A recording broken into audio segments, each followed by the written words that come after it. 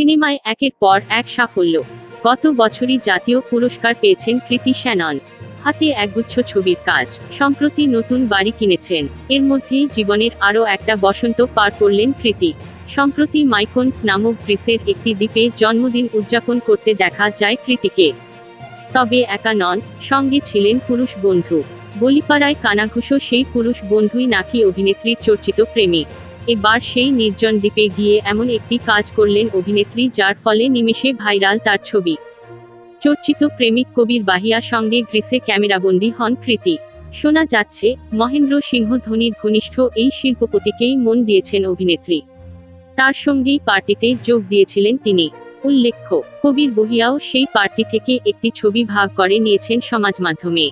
শুধু তাই নয়, ওই জন্মদিনের পার্টিতে ধূমপান করতে দেখা গিয়েছে অভিনেত্রীকে। যদিও বরেলোর কি বরফি ছবিতে কৃতিকে ধূমপান করতে দেখা গিয়েছিল।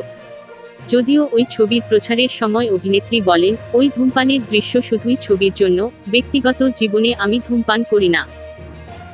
Thank you so much for watching our videos. Please do like, share and subscribe our channel.